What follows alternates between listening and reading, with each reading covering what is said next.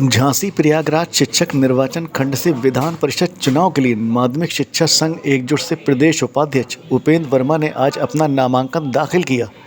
इस दौरान उन्होंने कहा कि वे 3 मुद्दों को लेकर चुनावी मैदान में उतरे हैं।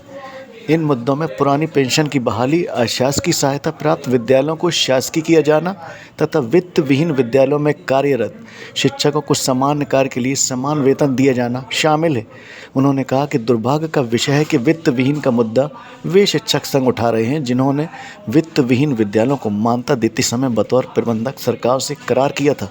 उन्होंने कहा कि इसके बाद वित्त विहीन शिक्षकों की वेतन संबंधी समस्या को उठाना केवल राजनीतिक कदम है। शिक्षा का विकास करेगी, ये उसका दुर्भाग्यपूर्ण पहलू है निजीकरण, क्योंकि जो उत्तर प्रदेश है या देश है हमारा समाजवादी सोच पर काम करता है, समाजवादी सोच रखता है। और क्योंकि जब हमारे माध्यमिक विद्यालयों में मुख्य रूप से मध्यम वर्ग और निम्न वर्ग जो समाज का दबा कुचला तबका है उनके बच्चे विद्यालयों में पढ़ने आते हैं, तो जब अब हम प्राइवेट पीपीपी मॉडल की जो बात करते हैं, पीपीपी मॉडल लागू हो जाएगा तो स्वाभाविक रूप से धन का दोहन होगा, शिक्षा दूर हो जाएगी।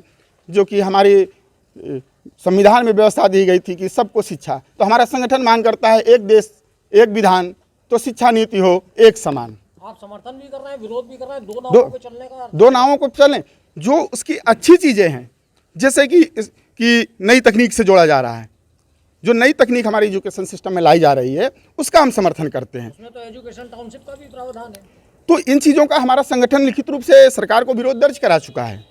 जो हमने कहा कि निजी एजुकेशन पॉलिसी में जो जैसे कि उसमें कहा गया कि हम नए नए संसाधनों का उपयोग करके स्मार्ट क्लासेज या वीडियोग्राफी जो ऑनलाइन व्यवस्थाएं हैं, क्योंकि जिससे कोरोना काल में था ऑनलाइन बड़ी कहीं न कहीं लाभदायक रही कुछ चीज़ों में, तो उन चीज़ों को जो उसके सकारात्मक पक्ष हैं उनका हमारा संगठन समर्थन करता है। मैंने पहले कहा कि जो उसके जो निजीकरण है, निजीकरण का तो हम अटेवा और एनएमओपीएस के बैनर तले हम पूरे देश में निजीकरण के खिलाफ आंदोलन चला रहे हैं कि निजीकरण बंद किया जाए, क्योंकि हम शिक्षक और कर्मचारी हैं।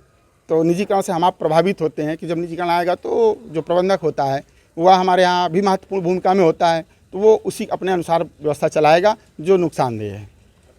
2000 टाउनशिप एजुकेशनल टाउनशिप का प्रावधान है, ठीक है, लेकिन प्रावधान तो पुरानी पेंशन का भी नहीं था। लेकिन आज हम लोगों ने संघर्ष करते करते आज 5 राज्यों में पुरानी पेंशन व्यवस्था बहाल हो गई है। अभी लाइन लगी हुई है। 2024 के पहले उम्मीद है कि 5-6 राज्य में और पेंशन बहाल हो जाएगी। और मुझे पूरा भरोसा है कि मुद्दा इतना मजबूती के साथ हम लोग लड़ रहे हैं टेवा के बैनर तले कि माननीय प्रधानमंत्री जी, केंद्र में सरकार है, उस पार्टी के एक भी राज्य में आप लागू नहीं करवा पाए। नहीं, ठीक है, ये सही, गैर भाजपा राज्यों को सही है। देखिए, शुरुआती दौर में की बात है, आज जिनके जहाँ जहाँ गैर भाजपा की सरकारें हैं वहाँ पेंशन का मुद्दा हल होगा, और जहाँ जहाँ भाजपा की सरकारें हैं वहाँ भी भारत में ही सरकार है, भारत के ही राज्य हैं। जब वहाँ भी आवाज़ उठ रही है उनको भी करना पड़ेगा। और भरोसा रखिए माननीय प्रधानमंत्री जी 2024 तक ये कई साथ पूरे देश में पुरानी पेंशन व्यवस्था बहाल करेंगे। हम लोग ऐसा संघर्ष करेंगे। प्रदेश महामंत्री का दृष्टिकोण अलग है और आपके प्रत्याशी नई शिक्षा नीति का समर्थन करते हैं। नई शिक्षा नीति में कुछ चीज़ें हैं कहीं ना कहीं राजकीकरण को लेकर, उसमें 2-4 कदम सरकार ने बढ़ाया है, उसका मैं भी समर्थन करता हूँ। 2-4 पॉइंट्स हैं वो राजकीकरण की तरफ ही इशारा कर रहा है, इसलिए वो ठीक है, सही कहें। क्या नाम है सर?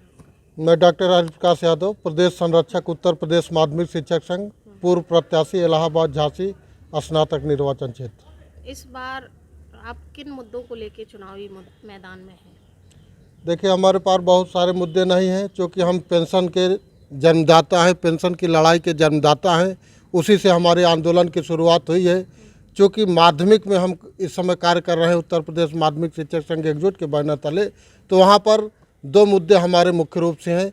एक तो पहली बात राजकीकरण करवाना है, और दूसरा मुद्दा यह है कि पूरे प्रदेश में सिटीजन चार्टर लागू हो जाए। 2 हमारे मुख्य मुद्दे हैं। और जो रिटायर्ड लोग हैं, विभिन्न तरह के संगठन माध्यमिक में हैं, जिनके अगुआ, जिनके मुखिया जो सेवानिवृत्त लोग हो गए हैं, हम चाहते हैं कि वो अपने पद से त्यागपत्र दें। मैं आप सबके माध्यम से आह्वान उनसे करना चाहता हूँ कि नवयुवकों को आगे ले आएं, जिससे कि नवयुवक अपनी लड़ाई स्वयं लड़ सकें।